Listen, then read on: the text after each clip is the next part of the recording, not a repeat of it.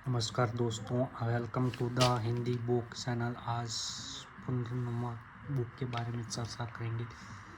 तब तक सब्सक्राइब कीजिए, लाइक कीजिए, कमेंट कीजिए। ये हजारी प्रसाद द्विवेदी की पुनर्नवा है, द्वारा लिखी गई है। हजारी प्रसाद द्विवेदी बहुत ही अच्छे उपन्यासकार हैं और ये बुक पेपर बैग्स में के रूप में छपी हुई है और टोटल पेज इसके हैं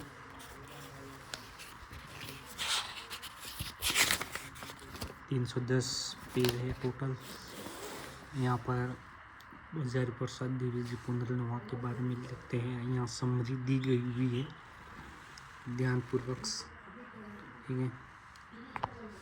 जिसे प्रायश्चित्त कहा जाता है वो वस्तु स्थिति का प्रत्यक्षीकरण मात्र है।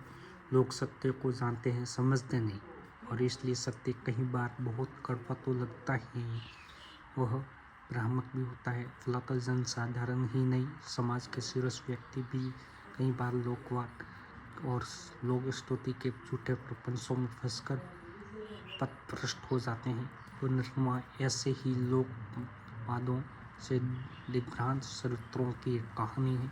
उस की कारण परंपरा को न समझकर वे समाज से ही नहीं, अपने आप से पलायन करते हैं। कर्तव्य का बोध उन्हें नहीं रहता है। सत्य की तरह में जाकर उन अपवादों और स्तुतियों के भ्रमजाल में मुक्त होते हैं, तभी वो अपने वास्तविक परिचय उन्हें मिलता है और नवीन शक्तियाँ प्राप्त करते हुए नए चिर जीवन संग्राम में प्रेरित होते हैं।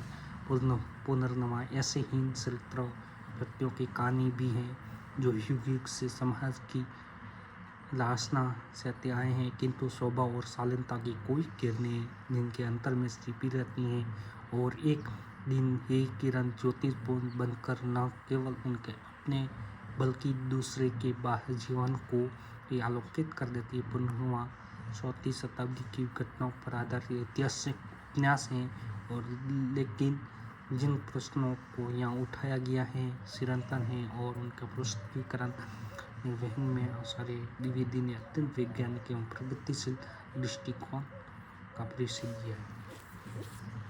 ये हजारी प्रसाद द्विवेदी के द्वारा लिखी गई है, ठीक है। इसमें देवराज साधु भी होते हैं, ठीक है। मृणाल मंजरी होती हैं, आर्यक होता है, श्याम रूप होता है। ये अलग अलग तरह के पात्र दिए गए हैं जो पुनर्नवा में प्रस्तुत होते हैं। इसकी घटनाएं वर्णन की हैं। हर एक राजा होता है, हर एक का भाई श्याम रूप होता है। अच्छी दी गई है, ठीक है।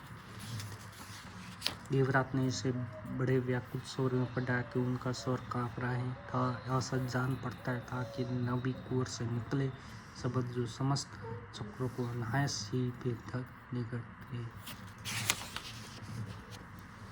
अच्छी तरह से दी है, आप इसे 2 दिन में पढ़ सकते हैं। अच्छी किताबें, आप भी पढ़ें।